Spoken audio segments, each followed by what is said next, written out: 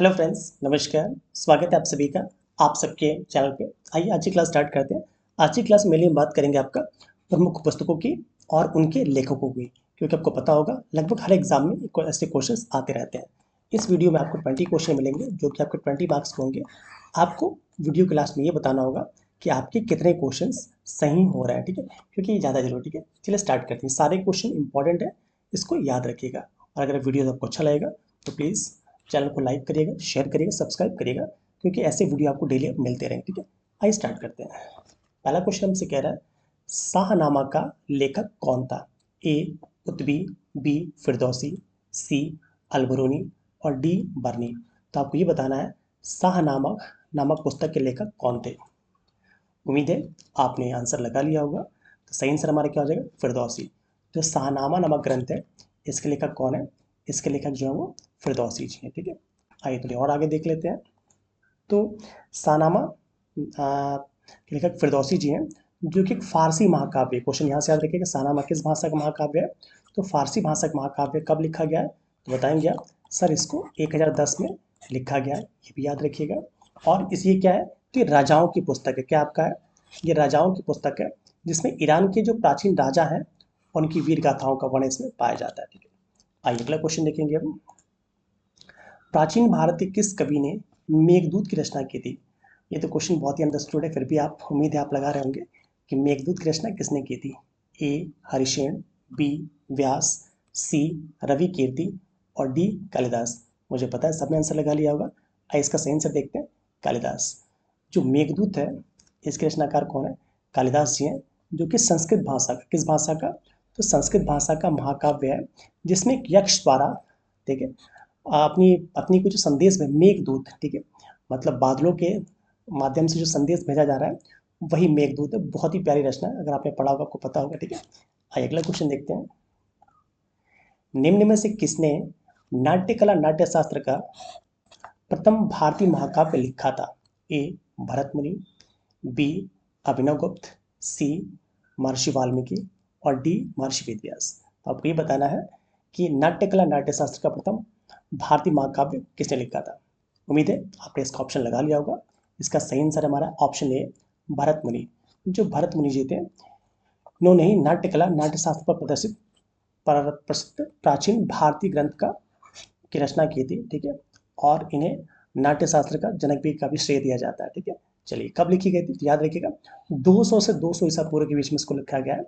ये इंपॉर्टेंट है, इसको याद रखिएगा, ठीक है। अगला क्वेश्चन देखेंगे।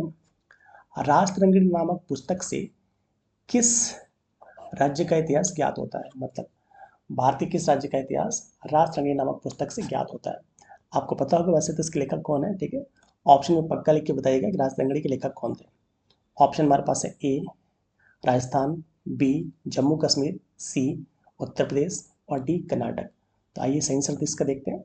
इसका सही आंसर हमारा है जम्मू कश्मीर, ठीक है। राज तरंगिणी का मतलब क्या होता है? राजाओं की नदी, ठीक है। ये संस्कृत भाषा में लिखी गई है, ठीक है। इसके लेखक कौन है? इसके लेखक कल्हड़ जी हैं, ठीक है। इसके लेखक कल्हड़ जी हैं।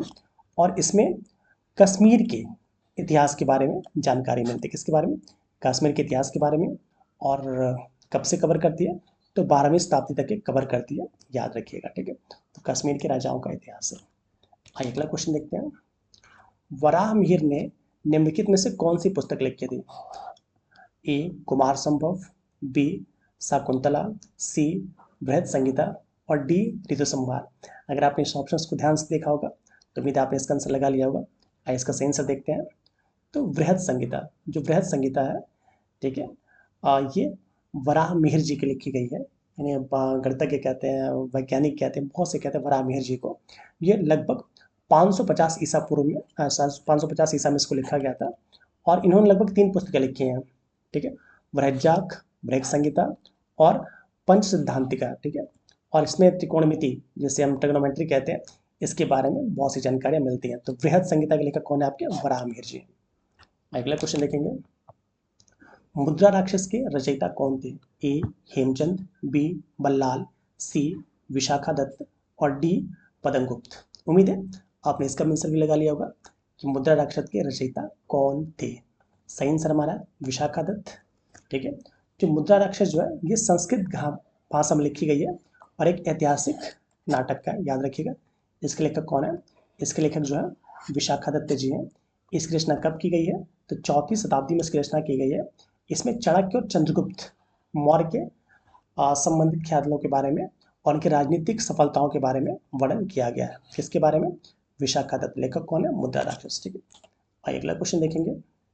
10 कुमार चरित अथवा 10 राजकुमारों की कथाएं किसने रची थी? ए भट्टी, बी वाणभट्ट, सी भास और डी दंडी। उम्मीद है आपने इसका आंसर लगा लिया होगा। इसका सही आंसर हमारा है दंडी। ठीक है, क्योंकि 10 कुमार जी, या जिसे हम 10 राजाओं के कारनामे के रूप में जानते हैं, ये संस्कृत साहित्य का एक बहुत ही प्रसिद्ध रचना है। इसके लेखक कौन है? दंडी। कई जगह पर दंडीन भी मिलेगा, समझिए दंडीन इसके लेखक है। ठीक है, आइए अगला क्वेश्चन देखेंगे। पाणिनि ने निम्न में से कौन सी पुस्तक लिखी थी? ठीक है, ये तो अंडरस्टूड क्वेश्चन है, सबको पता होगा। ए रघुवंशम, बी अष्टाध्यायी, सी मनुस्मृति और डी कथा सरित सागर। तो आपको ये बताना है पाणिनि में निम्न में से कौन सी पुस्तक लिखी थी।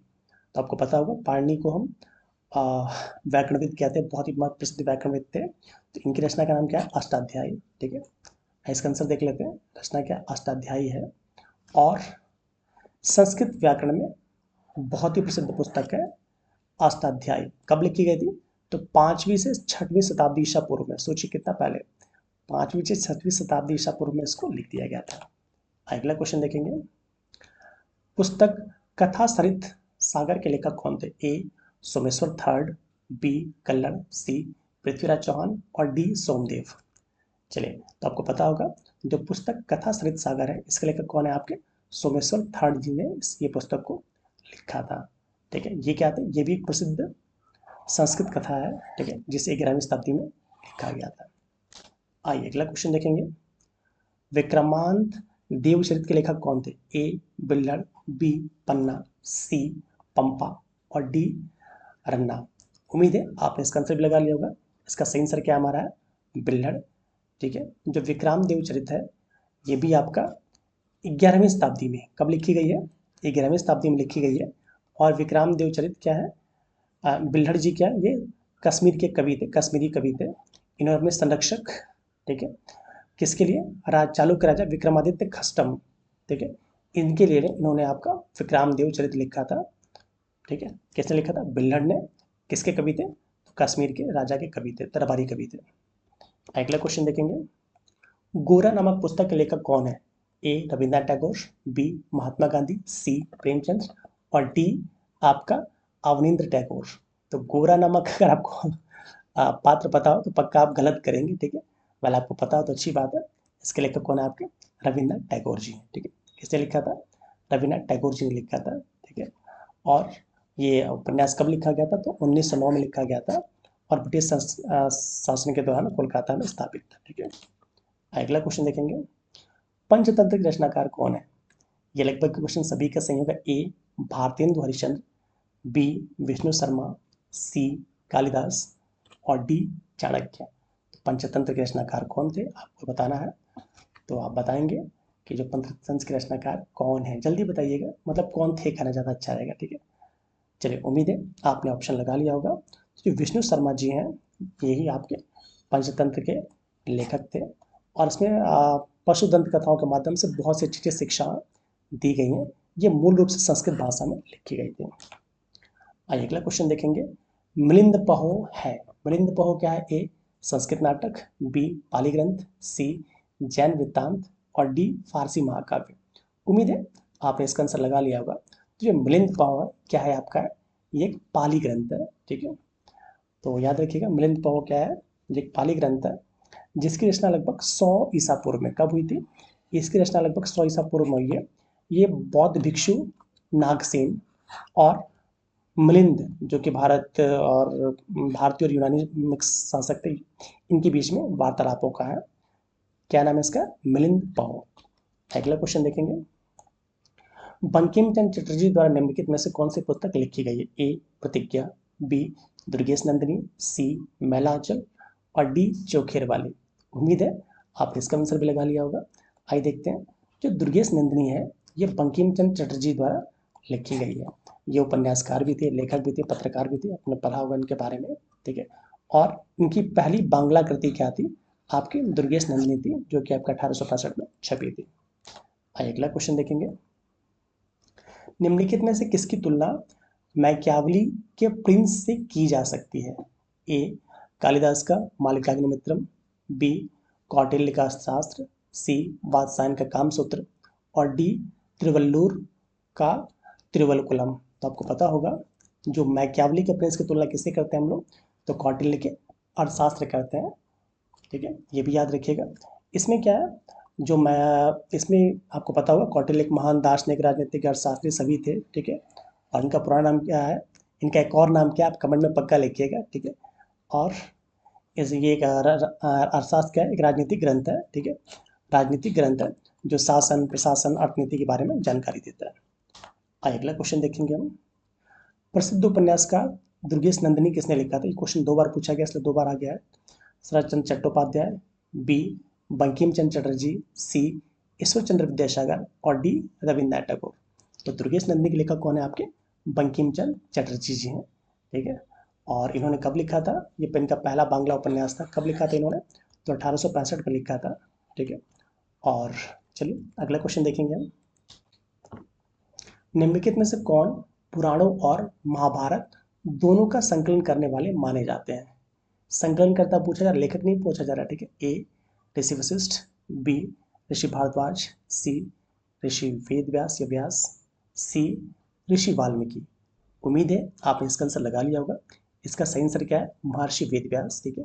इन्होंने ही आप इन्हीं को हम पुराण और महाभारत दोनों का संकलन करता मानते हैं। एक और क्वेश्चन यहाँ से याद रखिएगा, जो महाभारत है इसका पुराना नाम क्या था? जय संहिता। इसे हम जय संहिता के नाम से भी जानते हैं। आइए अगला क्वेश्चन देखेंगे। कौटिल्य के अर्थशास्त्र में किस पहलू पर प्रकाश डाला गया है? आर्थिक जीवन, राजनीतिक नीतियां, सी धार्मिक जीवन, और डी सामाजिक जीवन। उम्मीद है आपने इसका आंसर लगा लिया होगा। अर्थशास्त्र से इसका मतलब अर्थ जीवन से मत लगाइएगा, ठीक है। इसका सही आंसर हमारा क्या हो जाएगा? राजनीतिक नीतियां। कौटिल्य या विष्णुगुप्त द्वारा लिखी गई जो अर्थशास्त्र है, इन्हें हम चाणक्य भी कहते हैं। तो इनके द्वारा क्या लिखा गया? अर्थशास्त्र, जो कि राजनीतिक नीतियों पर रिलेटेड है। इसमें क्या मिलता है? इसमें शासन, प्रशासन, अर्थनीति, कूटनीति जैसे विषयों पर विस्तृत चर्चा की गई है। और कौटिल्य को क्या कहता है? भारत का मैकियावली भी कहा जाता है, ये आपको पता होगा। अगला क्वेश्चन देखते हैं। किस भारतीय लेखक ने प्रसिद्ध पुस्तक मानसरोवर लिखी है? मतलब मानसरोवर के लेखक कौन थे? प्रेमचंद्र जी, यशपाल, गीता सहगल, और डी राम प्रसाद बिस्मिल। ये लगभग सभी ने इसका आंसर लगा लिया होगा। इसका सही आंसर हमारा क्या हो जाएगा? प्रेमचंद। प्रेमचंद जी ने ही आपका मानसरोवर लिखी है। और आपको ये कमेंट में बताना है, ये इन्होंने मुंशी प्रेमचंद्र के से पहले ये किस नाम से अपनी कहानियों के उपन्यास को लिखते थे? कमेंट में इसको बताइएगा, ठीक है। या इनका असली नाम क्या था, ये भी बता दीजिएगा, ठीक है। अगला क्वेश्चन देखते हैं। कुमार संभवम महाकाव्य किस कवि ने लिखा है? ए बाणभट्ट, बी चंद्रबरदाई, सी हरिसेन, और डी कालिदास। ये लगभग सभी को पता होगा, फिर भी बताइएगा कुमार संभवम के लेखक कौन है। आइए अगला इसका आंसर देखते हैं हम। कालिदास जी ने ही आपका कुमार संभवम लिखा है, जो कि आपका एक संस्कृत महाकाव्य है, ठीक है। और इसमें कार्तिकेय के जन्म के बारे में बताया गया है, ठीक है। और इनकी सबसे श्रेष्ठ रचनाओं में इसका जिक्र किया जाता है। तो फ्रेंड्स, उम्मीद है ये वीडियोस आपको पसंद आ रहे होंगे। तो प्लीज़ चैनल को लाइक करिएगा, शेयर करिएगा, और सब्सक्राइब करिएगा। और जो भी आपके कमेंट हो, आपको सीरीज़ कैसी लग रही है पक्का बताइएगा। अगर आपके कुछ सुझाव हो तो उसको भी कमेंट बॉक्स में जरूर डालिएगा। मिलते हैं अगले नेक्स्ट वीडियो में। Till then keep learning, keep smiling. जय हिंद।